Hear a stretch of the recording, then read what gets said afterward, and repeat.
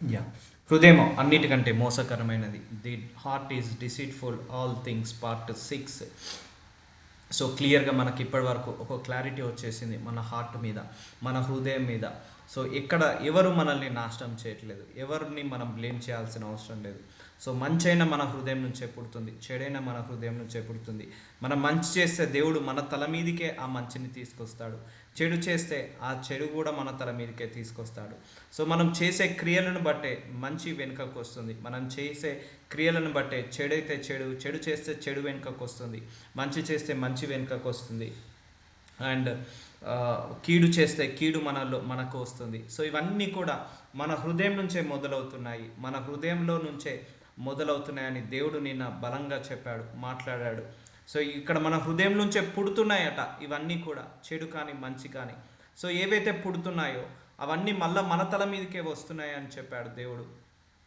So అందుకే మన హృదయ ఆలోచనల బట్టి కూడా దేవుడు ఆశీర్వదిస్తాడు, మన హృదయ తలంపులను బట్టి కూడా దేవుడు ఆలోచిస్తాడు. అందుకే మన గురించి మనం ఎప్పుడు కూడా తక్కువగా ఆలోచించుకోకు, నీ గురించి నువ్వు ఎప్పుడు తక్కువగా ఆలోచించుకోకు, నీ గురించి నువ్వు ఎప్పుడు ఉన్నతంగా ఆలోచించుకో, ఉత్తమంగా ఆలోచించుకో. నీ గురించి నువ్వు పాజిటివ్గా ఉండు, నెగిటివ్గా ఆలోచించుకోకు. ఎందుకంటే నువ్వు పాజిటివ్గా నీ గురించి నువ్వు ఆలోచిస్తే దేవుడు ఆ దిశగా నిన్ను నడిపిస్తాడు. నీ గురించి నువ్వు నెగిటివ్గా ఆలోచించుకుంటున్నావు అనుకో, దేవుడు ఆ దిశగా నడిపిస్తుంటా అంటాడు. సో మన వే ఆఫ్ థింకింగ్, మన బుద్ధి, మన ఆలోచనలు బట్టి కూడా మన బ్రతుకుంటుంది.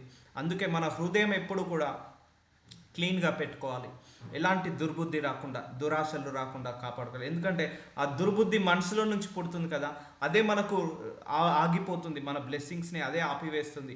ఆ దురాశలు మన మనసులోంచే పుడుతున్నాయి, అవే మనల్ని ఆపివేస్తున్నాయి, మన దేవుడి దగ్గర నుంచి బ్లెస్సింగ్స్ రాకుండా.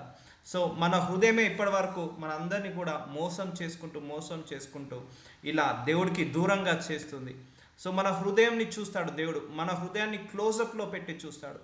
మన హృదయం ఆయనకు కంప్లీట్గా తెలుసు, మన హృదయంలో ఎన్ని మచ్చలు ఉన్నాయి, ఎంత కోపం ఉంది, ఎంత ద్వేషం ఉంది. God knows everything. We can not cheat the God. నేను అంటాను, ఒక భర్త ఒక భార్యను చీట్ చేయొచ్చు, ఒక భార్య భర్తను చీట్ చేయొచ్చు, తల్లిదండ్రులు పిల్లల్ని తల్లిదండ్రులు లేకపోతే ఫ్రెండ్ని చీట్ చేయొచ్చు. You can cheat anybody in this world, but you cannot cheat God. Because God knows our heart, God knows our thoughts, God knows everything about us. మన మైండ్ సెట్, మన ఆలోచనలు, మన ఆలోచించే విధానం, మన తలంపులు, మనం ఎక్కడ పడిపోతున్నాం, మన స్ట్రెంగ్త్, మన వీక్నెసెస్, ఇవన్నీ కూడా దేవుడికి తెలుసు. సో అందుకే వీ కెనాట్ చీట్ గాడ్. మనం దేవుణ్ణి మోసం చేయలేము. అందుకే ఆ దేవుడి ముందు మనం నిందారహితుడుగా ఉండాలి, ఆ దేవుడి ముందు మనం మచ్చలేని మనిషిలాగా ఉండాలి. ఆ దేవుడి ముందు మనం ప్రార్థించుకోవాలి, అయ్యా నీ హృదయం ఎలాగైతే ఉంటుందో నా హృదయాన్ని అలా మార్చు ప్రభువా, నీ హృదయానుసారంగా నన్ను నడిపించు ప్రభువా అని ప్రార్థించుకోవాలి. అప్పుడు దేవుడు మనకు అలాంటి హృదయాన్ని అమర్స్తాడు. ఇప్పుడు తండ్రి హృదయం ఎలా ఉంటుందో కుమారుడు హృదయం, యేసయ్య హృదయం అలాగే ఉంటుంది. యేసయ్య హృదయం ఎలా ఉంటుందో తండ్రి హృదయం అలా ఉంటుంది. సో వాళ్ళ హృదయం ఎలాగుంటుందో మన హృదయం కూడా అలా ఉండాలని దేవుడు కోరుకుంటున్నాడు. సో అందుకే హృదయం అన్నిటికంటే మోసకరమైనది. అంటే ఆ కోపంతో, పగతో, ప్రతీకారంతో, దురాశలతో, నరహత్యలతో, వీటన్నిటితో మన హృదయం నింపబడి ఇప్పటి వరకు బలహీన పడిపోయాం. సో అందుకే మనల్ని చీట్ చేసేది మన హృదయం మాత్రమే. కాబట్టి మన హృదయాన్ని ఎప్పుడు కూడా క్లీన్ హార్టెడ్గా పెట్టుకోవాలి, క్లీన్గా ఉంచుకోవాలని దేవుడు చెప్తున్నాడు. సో 1 రాజులు 8:38 ఇజ్రాయేలీలకు నీ జనులలో ప్రతి మనిషి తన మనోవ్యాధిని తెలుసుకొనును గదా. ఒకడైనను జనులందరూ ఈ మందిరము తట్టు తమ చేతులు చాపి ప్రార్థన విన్నపములు చేసిన ఎడల ప్రతి మనిషి యొక్క హృదయమును నీ వెరుగుదువు గనుక. చూసావా, ప్రతి మనిషి యొక్క హృదయము దేవుడికి తెలుసు. సో మీ మనసులో ఏముందో నాకు తెలియదు, నా మనసులో ఏముందో మీకు తెలియదు. సో మన మనసులో ఏముందో మనకు తెలియదు. సో చెప్పాం కదా, వీ కెనాట్ చీట్ గాడ్. దేవుణ్ణి మనం మోసం చేయలేము. ప్రతి మనిషి యొక్క హృదయము నీ వెరుగుదువు గనుక నీవు ఆకాశము నీ నివాస స్థలమందు విని క్షమించి దయచేసి ఎవరి ప్రవర్తనను బట్టి వారికి ప్రతిఫలం ఇచ్చి. సో ఎవరి ప్రవర్తనను బట్టి దేవుడు ప్రతిఫలం ఇస్తాడు. అది ఎలా? నీ హృదయ ఆలోచనను బట్టి నీకు ప్రతిఫలం వస్తుంది, నీ హృదయ తలంపులను బట్టి ప్రతిఫలం వస్తుంది. నీ హృదయం నిండా పగతో నిండుకుంది, నువ్వు ప్రార్థిస్తున్నావు, సమాధానాలు రావు. సో ఒకసారి ఆ హృదయంతో పశ్చాత్తాపపడు, సో అప్పుడు దేవుడు నీకు సమాధానం ఇస్తాడు. సో ప్రతి మనిషి యొక్క హృదయము నీ వెరుగుదువు గనుక నీవు ఆకాశమును నివాస స్థలమందు విని క్షమించి దయచేసి ఎవరి ప్రవర్తనను బట్టి వారికి రివార్డ్ ఇస్తా అంటున్నాడు. సో అందుకే మన హృదయ ఆలోచనలు బట్టి కూడా మనం ఆశీర్వదించబడతాం, మన తలంపులను బట్టి కూడా ఆశీర్వదించబడతాం. సో వెళ్తున్నాం, మందిరానికి వెళ్తున్నాం, ప్రేయర్ చేసుకున్నాం, కానీ మనసు నిండా అసూయ, మనసు నిండా పగ, మనసు నిండా ద్వేషము, మనసు నిండా అపవిత్రత, అపరిశుద్ధత, దీనివల్ల మనం బ్లెస్సింగ్స్ ఏంటిది పొందుకోలేకపోతున్నాం. దీనివల్ల మనకేమవుతుంది, మనకు ప్రతిఫలం ఏమొస్తుంది, మనం ద్వేషిస్తే ఆ ద్వేషమే ప్రతిఫలంగా వస్తుంది, మంచి చేస్తే మంచే ప్రతిఫలంగా వస్తుంది, చెడు చేస్తే కీడు చేస్తే అదే ప్రతిఫలంగా వస్తుంది. ఆలోచించినా కూడా తప్పే అంటాడు దేవుడు. సో అదే అంటున్నాడు దేవుడు, నువ్వు ఆలోచించినా కూడా తప్పే, నువ్వు చేయాల్సిన అవసరం లేదు, నువ్వు దొంగతనం చేయాల్సిన అవసరం లేదు, ఆ దొంగతనం ఆ దొంగలాగా మారాలన్న ఆలోచన వచ్చినా తప్పే. సో నువ్వు దొంగతనం చేయాల్సిన అవసరం లేదు, నువ్వు దొంగిలించాలని ఆలోచించినా అది తప్పే, నువ్వు మర్డర్ చేయాల్సిన అవసరం లేదు, మనసులో ఒకరి నాశనం కోరుకున్నా కూడా అది మర్డర్తో సమానము. నువ్వు ఒకరిని నరహత్య చేయాల్సిన అవసరం లేదు, నీ మనసులో ఒకరిని చనిపోవాలని నువ్వు అనుకున్నా కూడా అది మర్డర్తో సమానం దేవుడి దృష్టికి. సో దాన్ని బట్టే మనకు ప్రతిఫలం ఇస్తాడు. మన ముఖాన్ని చూసి ఆయన ప్రతిఫలం ఇయ్యడు, మన డ్రెస్ని, డ్రెస్సింగ్ స్టైల్ని, హెయిర్ స్టైల్ని చూసి ఆయన ప్రతిఫలం ఇయ్యడు, మనం వేసుకునే బట్టలను, మనం వేసుకునే డ్రెస్సెస్ని, గార్మెంట్స్ని బట్టి ఆయన ప్రతిఫలం ఇయ్యడు. God will give the reward by seeing our heart. మన మనసుని చూసి మాత్రమే ఆయన రివార్డ్ ఇస్తాడు. సో మన మనసు తెలుసు ఆయనకు, సో ఆయనను మోసం చేయలేము మనము. ఆయన హృదయం అట నీ వెరుగుదువు, అందరి హృదయం నీకు ఆయనకు తెలుసు, క్లిస్టర్గా తెలుసు.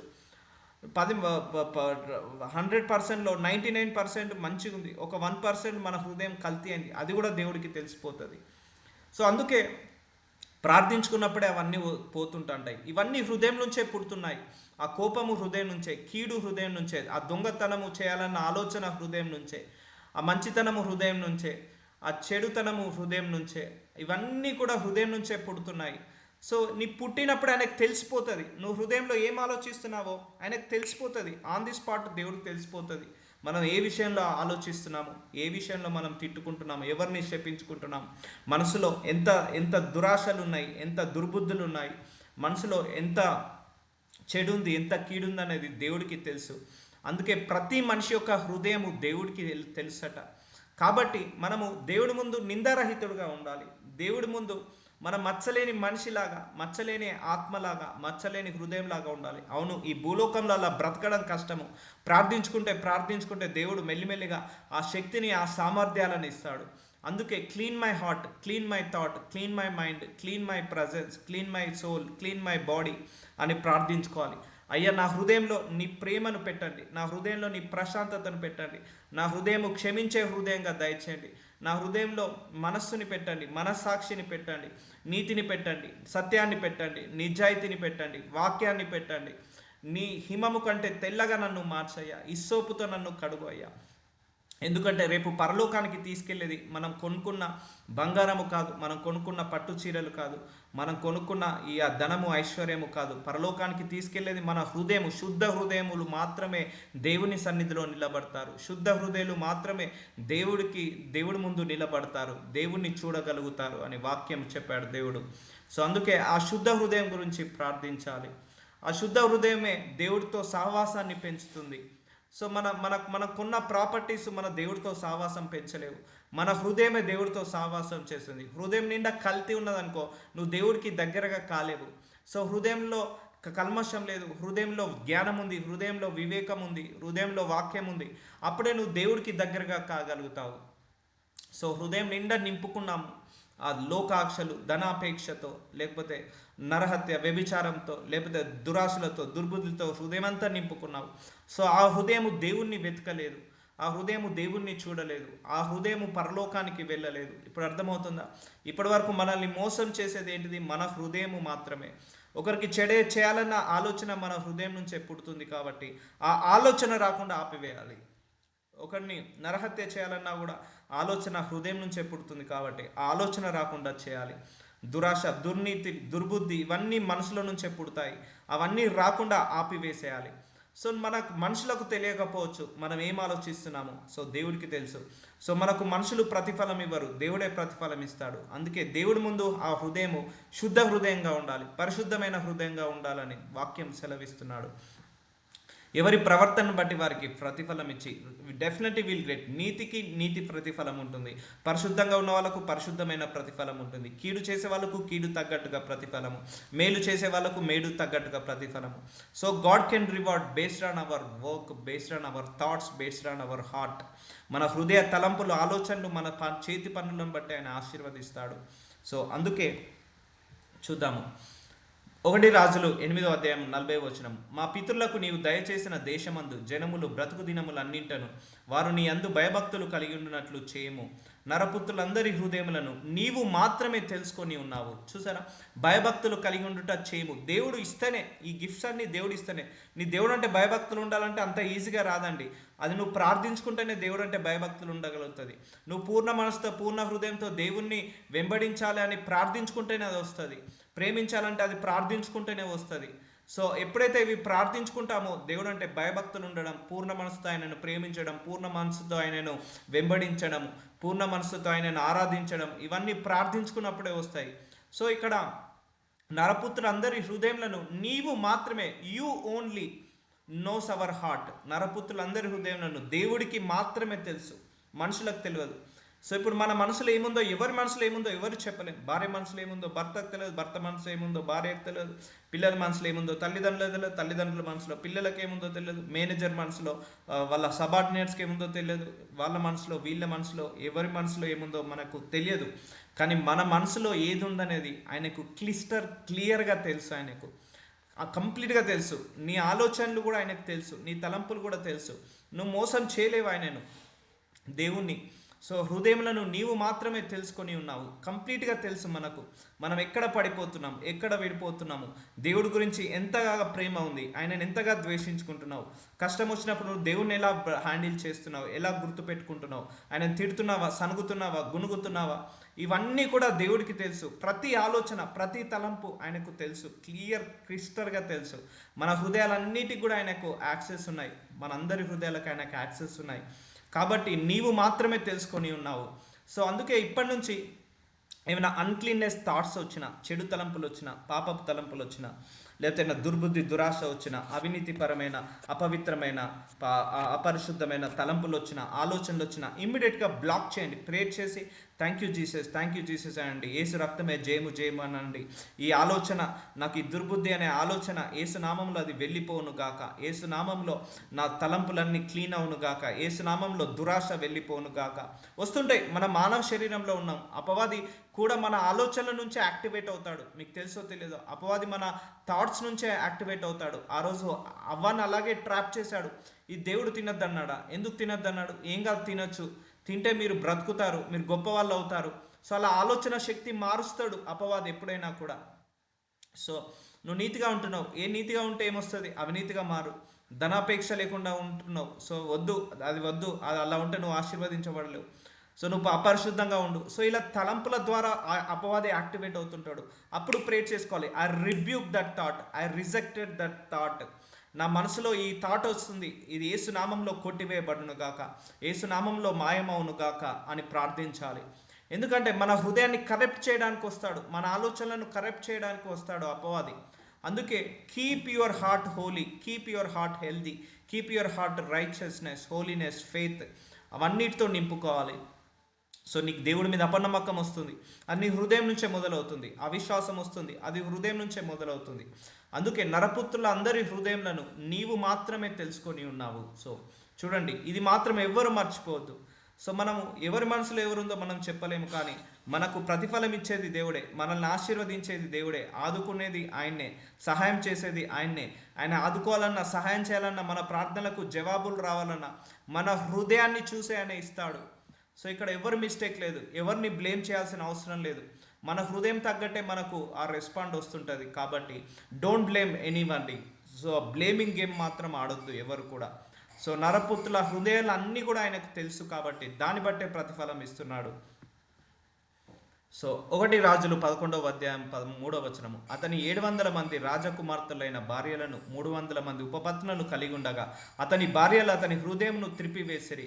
సో సొలొమోను భార్యలు తన హృదయాన్ని మొత్తము దేవుడి వైపుకు లేకుండా త్రిప్పివేసేశారు. సో అందుకే మన హృదయం కూడా ఎవరు తిప్పివేసడానికి ప్రయత్నించిన దేవుడి వైపు నుంచి వాళ్ళు ఈక్వల్ టు సైతాన్, గుర్తుపెట్టుకోండి. ఇక్కడ సొలొమోను దేవుడితో ఎదుగుతున్నాడు, దేవుడి వాక్యానుసారంగా బ్రతుకుతున్నాడు, ఆయన హృదయం దేవుడితో ఉంది.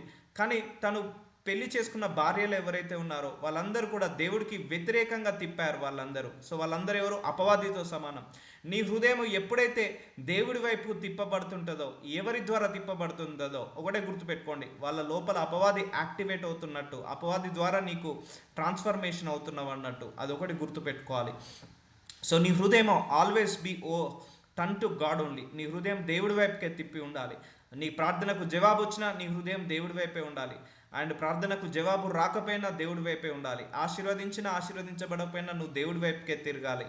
కానీ కొంతమంది మన జీవితంలో కొంతమంది పరిచయమై మన హృదయాన్ని దేవుడికి దూరంగా తిప్పుతుంటా అంటారు. సో అలా కాకుండా స్ట్రిక్ట్ యువర్ సెల్ఫ్, నీకు నువ్వు బలంగా ఉండాలి. సో అందుకే మన హృదయాలను దేవుడి వైపుకే తిప్పాలి.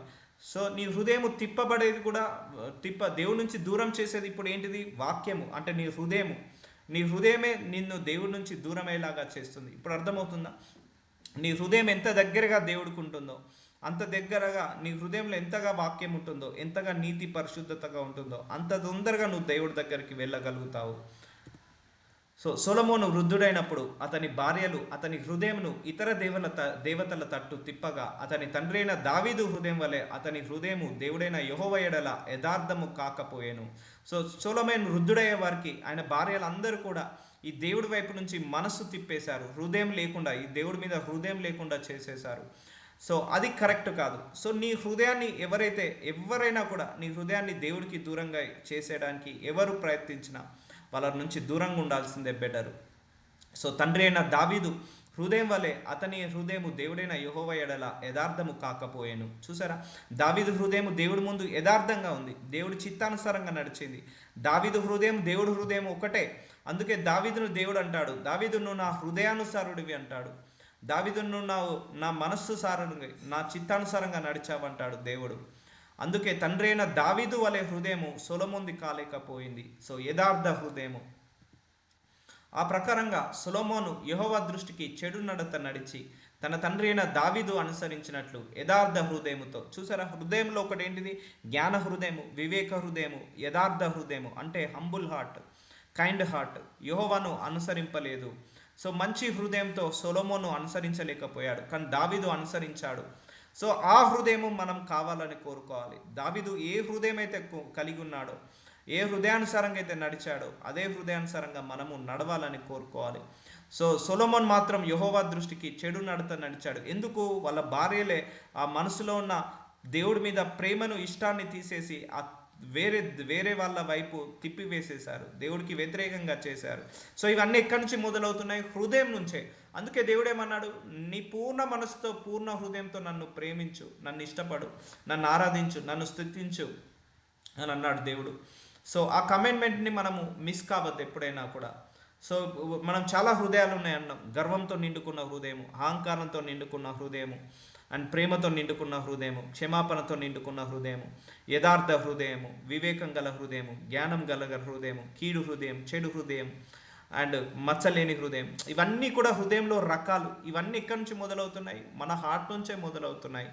సో మనకు తెలియకుండానే మన హృదయం ఇన్ని రకాలుగా మిక్స్డ్ ఫీలింగ్స్తో మనల్ని నడిపిస్తుంది, మనకు తెలియకుండానే.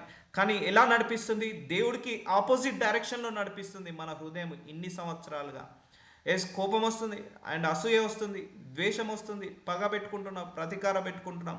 ఇవన్నీ దేవుడికి వ్యతిరేకమైన క్రియలు.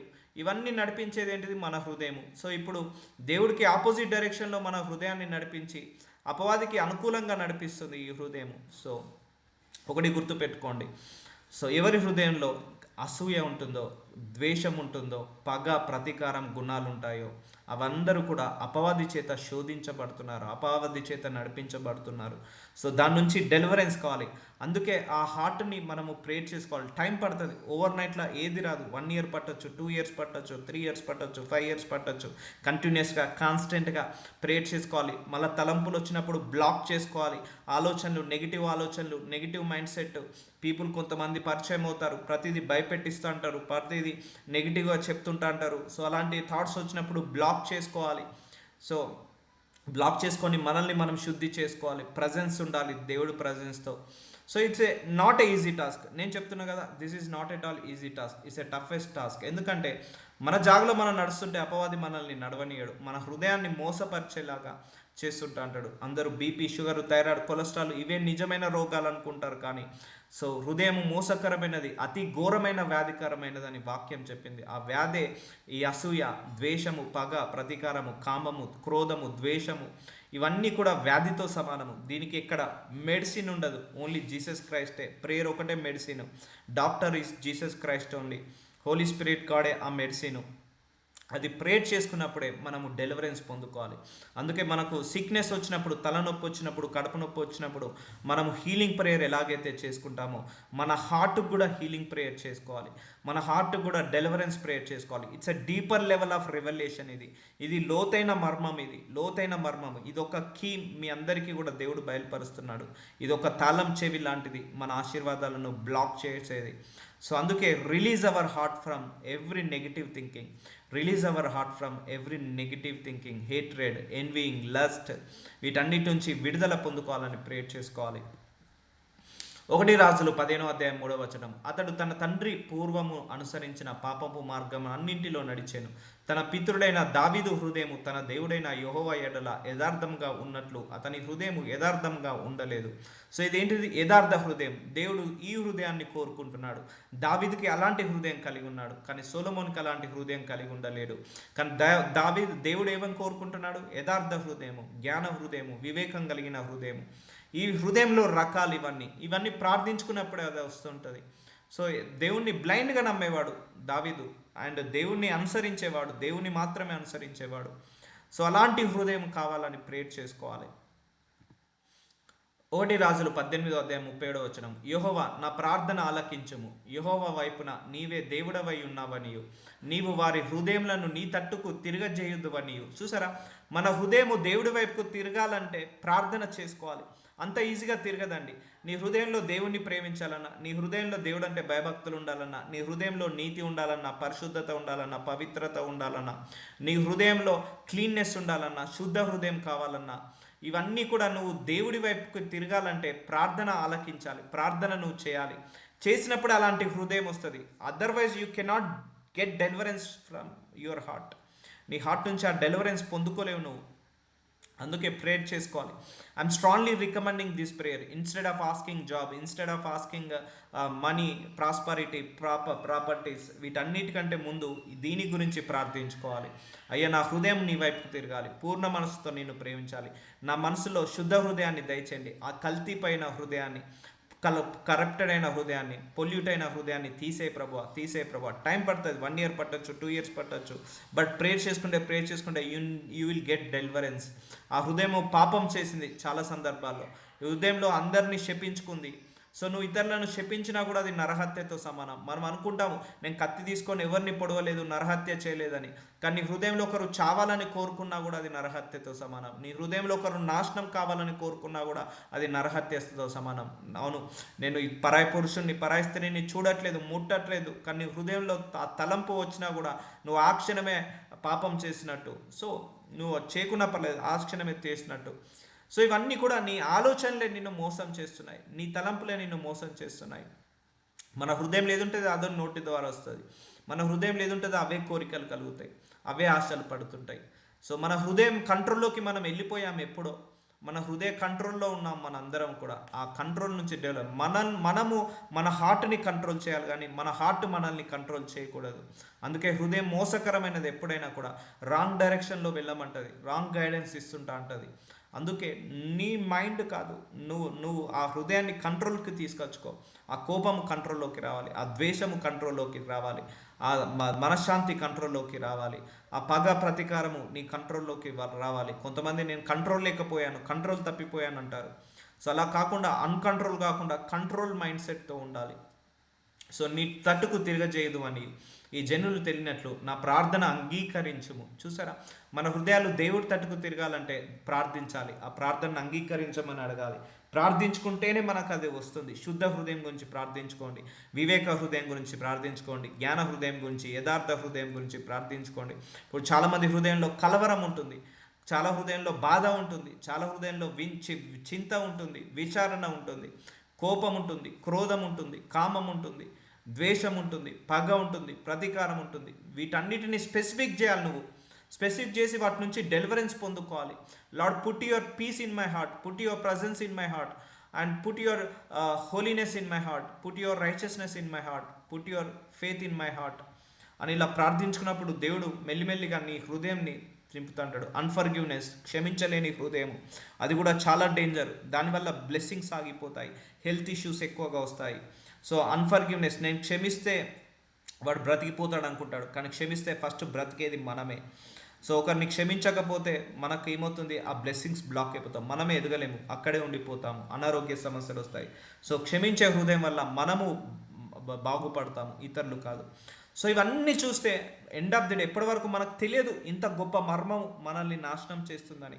ఇంత గొప్ప మన శరీర అవయవమే మనకు ఒక సూదిలాగా మారింది, మన శరీర అవయవమే ఒక పాయిజన్ లాగా మారింది, ఒక పొల్యూటర్ లాగా మారింది. సో ఇవన్నీ చేస్తే మరణం తొందరగా రాకపోవచ్చు, కొంతకాలం తర్వాత ఆ హెల్త్ ఇష్యూస్ పెరిగి, ఆ ద్వేషంతో రగులుకొని, ఆ పగతో రగులుకొని మెల్లిమెల్లిగా మరణం అలా వచ్చి మెల్లిగా మరణానికి అంకితం అయిపోతారు. సో ఇలాంటి వాళ్ళు ఎవరున్నా కూడా I'm strongly recommended, stay away from negative people అంటారు. నెగిటివ్ పీపుల్ తోటి, నెగిటివ్గా మాట్లాడే వాళ్ళతోటి, నెగిటివ్ మైండ్ సెట్ వాళ్ళతోటి స్టే అవే అని చెప్పొచ్చు. 1 దినవృత్తాంతములు 29:17 నా దేవా, నీవు హృదయము పరిశోధన చేయొచ్చు. చూసారా, హృదయంలో పరిశీలిస్తున్నాడట.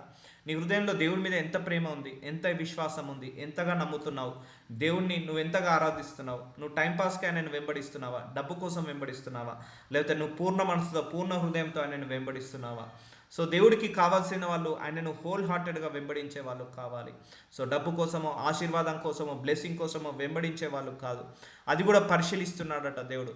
నీవు హృదయ పరిశోధన చేయొచ్చు, యథార్థవంతులందు ఇష్టపడుచున్నావని నేను ఎరుగుదును. చూసారా, యథార్థ హృదయం కలిగిన వాళ్ళను దేవుడు చాలా ఇష్టపడుతున్నాడట. కోపంతో ఉంది ఒక హృదయము, అది ఇష్టపడట్లేదు దేవుడు. అండ్ హృదయం నిండా ద్వేషంతో నిండుకుంది, పగతో నిండుకుంది, అది ఇష్టపడట్లేదట దేవుడు.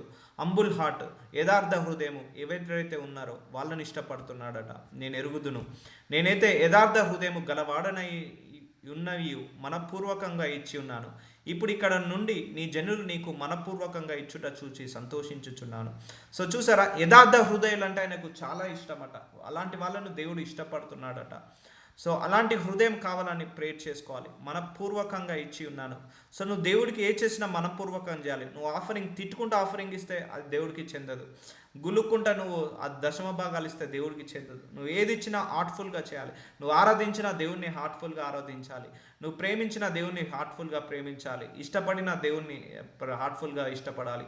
సేవ చేసిన, లేకపోతే సేవించిన, ఆయనను వెంబడించిన, ఆయన మార్గంలో నడిచిన, లేదా బైబిల్ చదువుకున్న, ప్రార్థనలు చేసిన, ఏది చేసినా, చారిటీ చేసినా హార్ట్ఫుల్గా, హోల్ హార్టెడ్గా చేయాలి. సో ఆ యథార్థ హృదయాన్ని దేవుడు ఏం చేస్తున్నాడు, ఇష్టపడుతున్నాడట. సో ఇప్పుడు మన లోపల అసూయ ఉంది. ఒకరు కారు కొనుక్కున్నా, ఒకరు బిల్డింగ్ కొనుక్కున్నా, ఒకరు పట్టు చీర కొనుక్కున్నా, లేకపోతే నగలు కొనుక్కున్నా మనం తట్టుకోలేకపోతున్నాం. అప్పుడు ఏముంది మన హృదయంలో, అసూయ ఉంది. ఆ అసూయ హృదయాన్ని దేవుడు ఇష్టపడతాడా? ఇష్టపడాడు. లేదు, వాళ్ళు ఏది కొనుక్కున్నా కూడా థ్యాంక్ యూ లార్డ్, వాళ్ళకు ఇచ్చావు ఈ ఆశీర్వాదము, నీకే మహిమ కలుగును గాక. అన్యజనులు కొనుక్కున్నా కూడా నువ్వు వాళ్ళకి ఆశీర్వాదించావు, నీకే మహిమ కనుగాక. అప్పుడు నీ హృదయంలో ఏముంది? మంచితనం ఉంది. నీ హృదయంలో ఏముంది? యథార్థ హృదయం ఉంది. అంటే ఒకరిని మంచిగా కోరుకునే హృదయం ఉంది. అప్పుడు దేవుడు దాన్ని ఇష్టపడి వాళ్ళకంటే రెండింతలుగా మనకి ఇస్తాడు. ఇప్పుడు అర్థమవుతుందా? మన అసూయనే మన బ్లెస్సింగ్ని ఆపేస్తుంది, మన పగనే మన బ్లెస్సింగ్ని ఆపేస్తుంది, మన ద్వేషమే మన బ్లెస్సింగ్స్ని ఆపేస్తున్నాయి. సో వీటన్నిటి గురించి ప్రత్యేకంగా మరీ ప్రార్థించుకోవాలి, ప్రతిరోజు ప్రార్థించుకోవాలి. ఎందుకంటే మనం 1 వీక్ ప్రార్థించుకున్నాం, డెలివరెన్స్ పొందుకున్నాము, అపవాది ఊరుకుంటాడా? మళ్ళీ వచ్చి మన హృదయాన్ని కరెక్ట్ చేస్తుంటా అంటాడు. ఎవరో ఒకరు మనుషుల ద్వారా యాక్టివేట్ అవుతుంటా అంటాడు. ఎవరో ఒక మనుషుల ద్వారా మనల్ని మైండ్ని తిప్పాలని చూస్తుంటా అంటాడు. సో ప్రార్థించుకోవాలి. నీ మైండ్, నీ హార్ట్, నీ సోల్, నీ స్పిరిట్ కరెక్ట్ అయ్యే వాళ్ళు ఎవరు కూడా నీ దగ్గరికి రావద్దని ప్రేర్ చేసుకోవాలి. అలాంటి వాళ్ళ నుంచి విడుదల పొందించు, దూరం పెట్టు ప్రభు అని ప్రార్థించుకోవాలి. So end of the day నీ హృదయం బాగుంటేనే నువ్వు పరలోకానికి వెళ్ళగలుగుతావు. నీ హృదయం శుద్ధిగా ఉంటేనే పరలోకానికి వెళ్ళగలుగుతావు. సో నేను చెప్పాను చాలా సందర్భాల్లో, నీ హృదయం బట్టే దేవుడు ఆశీర్వదిస్తాడు, నీ హృదయ ఆలోచన బట్టే దేవుని ఆశీర్వదిస్తాడు. కానీ నువ్వు పరలోకానికి వెళ్ళాలన్నా నీ హృదయమే పరలోకానికి తీసుకెళ్తుంటుంది. సో నువ్వు నీ డబ్బు, నీ బంగారం, నీ ఐశ్వర్యము ఏది పరలోకానికి తీసుకెళ్ళదు. నీ తలంపులు, నీ ఆలోచనలు, నీ హృదయమే తీసుకెళ్తుంది. అందుకే హృదయము మోసకరమైనది, ఘోరమైన వ్యాధి కలది. అంటే ఘోరమైన వ్యాధి అంటే దానికి నయం లేదు, దానికి మెడిసిన్ లేదు, దానికి ఇంజెక్షన్ లేదు, దానికి ఒక స్కానింగ్ రిపోర్ట్స్ లేదు. ఇప్పుడు మన హృదయంలో అసూయ ఉందనుకోండి, ఏ స్కానింగ్ రిపోర్ట్లో కనపడదు. ఈవెన్ 2Dకో తీసినా, ఈసీజీ తీసినా, దేంట్లో కూడా నీకు అది కనపడదు. ఎంత ద్వేషం ఉంది, ఎంత పగం ఉంది, ఎంత ప్రతీకారం ఉంది. దానికి డాక్టర్ లేరు, సో దానికి మెడిసిన్స్ ఉన్నాయి. అందుకే ఘోరమైన వ్యాధి కలది. సో అది ప్రేయర్ చేసుకొని మన ఆలోచనలు మనం కంట్రోల్ చేసుకోవాలి, లిమిట్ చేసుకోవాలి, మన తలంపులు మనం కంట్రోల్ చేసుకోవాలి. ఇన్ని సంవత్సరాల్లో మనం ఒక విధంగా బ్రతికాము, మళ్ళీ ఇమీడియట్గా చేంజ్ కావాలంటే కష్టం అవుతుంది. కొద్ది కొద్దిగా మార్చుకోవాలి. ఈ 1 year మొత్తం కష్టపడి ఒక 2-3%, 5% మారినా చాలు. నెక్స్ట్ 2 yearsకి ఒక 10% జారిన, ఒక 5 yearsలో ఒక 20%, 30% మారిన మన ఆలోచించిన విధానము, మనం మార్చే విధానము, ఒక 10 years లోపల 100% మారకపోయినా ఒక 80% మారిన చాలు. సో అలా ఊకే కూడా అపవాది మనల్ని ట్రాప్ చేస్తుంటా అంటాడు. సో అందుకే హృదయాన్ని ఎప్పుడు కూడా క్లీన్ పెట్టుకోండి. సో 2వ దినవృత్తాంతములు 6వ అధ్యాయం 14వ వచనం. యెహోవా ఇజ్రాయేలీల దేవ, హృదయపూర్వకంగా నిన్ను అనుసరించు. చూసారా, హార్ట్ఫుల్గా ఆయనను అనుసరించాలి. డబ్బు కోసము మనం నిన్ను వెంబడిస్తే ఆయన నన్ను ధనవంతుడు చేస్తాడని వెంబడిస్తున్నావా? లేకపోతే ఆయన సేవ చేస్తే దశమ భాగాలు వస్తాయని సేవ చేశారని ఆశీర్వదిస్తున్నావా? లేకపోతే ఆయనను వెంబడిస్తే నాకు ఆరోగ్యం వస్తుంది, అలా కాదు. ఒక ఆశీర్వాదము, నేను వెంబడిస్తే ఒక ఆశీర్వాదం వస్తుందని కాదు. ఆశీర్వదించబడపోయినా, నయం కాకపోయినా నాకు ఈ దేవుడు కావాలి. ఈ died on the cross because of me, నా కోసమే చనిపోయాడు, నా వల్ల చనిపోయాడు, నా ద్వారా ఆయన మహిమ పొందుకోవాలి. సో హృదయపూర్వకంగా నిన్ను అనుసరించి నీ భక్తులకు నిబంధన నెరవేర్చు, కృప చూపుచు నుండు. నీ వంటి దేవుడు ఆకాశం అందైనను భూమి అందైనను లేడు. సో మన అందరి హృదయాలు తెలిసిందంటే ఈ దేవుడికి ఒక్కడికి మాత్రమే. సో ఆకాశంలో అయినా భూలోకంలో అయినా కూడా ఈ దేవుడికి తప్పించి మన హృదయము ఎవ్వరికి కూడా తెలియదు, ఏ ఒక్కరికి కూడా తెలియదు. మన హృదయ ఆలోచనలు, తలంపులు, మనసాక్షి ఇవన్నీ కూడా తెలుసు. అందుకే చాలామంది అంటారు, నువ్వు 10 మందిని చీట్ చేసినా నీ మనస్సాక్షిని నువ్వు చీట్ చేసుకోలేవురా అంటారు. అది ఇదే. మన హృదయం ఏంటిదో మనకు తెలుసు, మన మనసు ఏంటిదో మనకు తెలుసు. నోరు అబద్ధం చెప్పినా మన హృదయం ఎప్పుడు కూడా నిజమే చెప్తుంటుంది. కొన్ని చేయొద్దనుకుంటాం బట్ చేస్తూనే ఉంటాం, కొన్ని మాట్లాడొద్దనుకుంటాం కానీ మాట్లాడుతూనే ఉంటాం. సో వీటన్నిటి నుంచి డెలివరెన్స్ పొందుకోవాలి. ఆయనను ఏం చేయాలట? హృదయపూర్వకంగా ఆయనను అనుసరించాలి, హృదయపూర్వకంగా వాక్యం చదువుకోవాలి, హృదయపూర్వకంగా వాక్యం వినాలి, హృదయపూర్వకంగా ప్రార్థించాలి, హృదయపూర్వకంగా నువ్వు ఆరాధించాలి, స్తుతించాలి, హృదయపూర్వకంగా ఆయనను వెంబడించాలి. కొంతమంది ఆశీర్వాదం రావట్లేదు కానీ వదిలేసిపోతారు. సో అలా వదిలేసిపోవద్దు. So you need to follow him. God test చేస్తాడు, మన హృదయాలను పరిశోధిస్తున్నాడు. వదిలేసిపోతాడా, నన్ను వెంబడిస్తాడా అని. 2వ దినవృత్తాంతంలో 6వ అధ్యాయం 31వ వచనము. నీ మార్గములలో నడుచున్నట్లుగా వారి హృదయములను ఎరిగి ఉన్న నీవు. చూసారా, మనం ఆయన మార్గంలో నడుస్తున్నామా లేదా అని మన హృదయాలన్నీ కూడా ఆయన ఎరిగి ఉన్నాడు, తెలిసి ఉన్నాడు. సో మనం వెళ్తున్నాం, సండే చర్చ్కి వెళ్తున్నాం, ఏదో ఆయనవాతి కదా వెళ్ళాలని వెళ్తున్నాం. సో బైబిల్ చదవాలి కదా నా చదువుతున్నాం. సో ఏదో వాక్యం వినాలి కదా నా వింటున్నాం, ఏదో ప్రార్థన చేయాలి కానీ చేస్తున్నాం. అలా కాదు, హృదయానుసారంగా చేస్తున్నావా లేదా అది చూస్తాడు దేవుడు. హృదయము ఎరిగి ఉన్న నీవు వారి సకల ప్రవర్తనను తగినట్లుగా ప్రతిఫలము దయచేయుదువుగాక. చూసారా, మన హృదయాన్ని బట్టి ఆయన ప్రతిఫలాన్ని దయచేస్తున్నాడు. నీ హృదయం అంతా మంచితో ఉంది, చారిటీ ఉంది, నీ హృదయంలో ప్రేమ, కరుణ, కృప, దయ, వాత్సల్యం ఉంది. సో ఆయన ఇచ్చే రివార్డు కూడా అలాగే ఉంటుంది. ఆనాడు మరియమ్మను చూశాడు, పరలోకం నుంచి ఒక దేవదూతను పంపిస్తాడు. మరియమ్మ, నువ్వు దేవుని యందు కృప పొంది ఉన్నావు, భయపడకు, నువ్వు దేవుడి యొక్క కుమారుణ్ణే కనబోతున్నావు, నీ పరిశుద్ధత దేవుడికి ముట్టింది అంటాడు. చూసారా, పరలోకం నుంచి ఆయన అబ్జర్వ్ చేశాడు మరియమ్మను. సో ఎందుకు అంతమంది స్త్రీలు ఉండగా మరియమ్మ గర్భంలో ఎందుకు జన్మించాలి యేసు ప్రభు వారు? సో ఆమె చాలా పరిశుద్ధురాలుగా కనపడ్డది. సో అందుకే మరియమ్మను ఎన్నుకున్నాడు దేవుడు. ఎన్నుకొని ఆమె గర్భంలోకి ఆఖరికి దేవుడి కుమారుడే వచ్చాడు. సో ప్రతిఫలం ఇచ్చాడా లేదా ఆమె పరిశుద్ధతకు? సో ఆనాడు నోవాహును చూశాడు. నోవాహు, భూలోకమంతా తుడిచేస్తున్నా, నీ హృదయం నాకు నచ్చింది, నీ నీతి నాకు నచ్చింది, అందుకే నువ్వు ఓడెక్కేసిరా, నిన్ను నీ పిల్లలు నేను కాపాడుతాను. సో దావీదు గొర్రెలు కాసుకుంటున్నాడు, ఏదో ఒక 10 గొర్రెలు ఉన్నాయి, కాచుకుంటున్నాడు. దావీదు, నీకు రాజయ్య యోగ్యాన్ని ఇస్తాను, నువ్వు రా, నీ హృదయం నాకు నచ్చింది. అందరూ ఎత్తు రూపాన్ని చూస్తారు, కానీ నేను హృదయాన్ని మాత్రమే చూస్తాను. ఆ రోజు దావీదు హృదయాన్ని చూసి అభిషేకించి ఆయన హృదయానికి ఆయన రాజును చేశాడు. ఎక్కడ గొర్రెలు కాచుకునే వ్యక్తి ఎక్కడ రాజు అయ్యాడు. సో దేవుడు వీళ్ళందరినీ పరిశీలించలేదా? అబ్రహాము ఖాళీ కూర్చున్నాడు, 70 సంవత్సరాలు వచ్చింది, పిల్లలు లేరని. అబ్రహామ నువ్వు రా, సడన్గా ఒక వాయిస్ వినపడింది ఆకాశం నుంచి, అబ్రహామ నువ్వు రా, నీ బంధుమిత్రులు అందరిని వదిలేసే, నిన్ను గొప్ప జనంగా చేస్తా, నీకు పిల్లల్ని ఇస్తా, నీ సంతానం ఇస్కరేణు వాళ్ళే చేస్తా అని ఆశీర్వదించాడు. అప్పుడు ఏం చూశాడు అబ్రహాంని? ఆయన హృదయాన్ని చూశాడు. సో పరలోకం నుంచి వీళ్ళందరి హృదయాలను చూశాడు. మరియమ్మకి ఎందుకు దక్కింది? ఆ దేవుడు కుమారుడు ఆమె గర్భంలోకి ఆమె హృదయాన్ని చూశాడు. నోవాహు ఎందుకు రక్షించబడ్డాడు? ఆయన హృదయాన్ని చూశాడు. అబ్రహాం ఎందుకు ఆశీర్వదించబడ్డాడు? ఆ కాలంలో అబ్రహాం తప్పించి ఇంకా వేరే వాళ్ళు లేరా? ఎందుకంటే దేవుడికి నచ్చింది ఆ హృదయం. దావీదుని ఎందుకు రాజు చేశాడు? ఇంకా వేరే వాళ్ళు లేరా? గొర్రెలు కాచుకుంటున్నారు, అక్కడ MBA డిగ్రీ పోస్ట్ గ్రాడ్యుయేషన్ చేసిన ఇంటెలిజెన్స్ వాళ్ళు ఉన్నారు, ఐక్యూ ఉన్న వాళ్ళు ఉన్నారు, మెరిట్ స్టూడెంట్స్ ఉన్నారు. అయినా కూడా వాళ్ళందరినీ వదిలేసి దావీదుని ఎందుకు పట్టుకున్నాడు? ఆయన హృదయం నచ్చేది. ఇప్పుడు అర్థమవుతుందా? హృదయములను ఎరిగి ఉన్న వారి సకల ప్రవర్తనను తగినట్లుగా ప్రతిఫలమును దయచేయను. ఇప్పుడు అబ్రహాముకి, యాకోబుకి, ఇస్సాకుకి, సొలొమోన్కి, దావీదుకి, నోవాహుకి, మరియమ్మకు, రూత్కి, ఎస్తర్కి, వీళ్ళందరికీ ప్రతిఫలం ఎందుకు దక్కింది దేవుడి దగ్గర నుంచి? Because of their heart.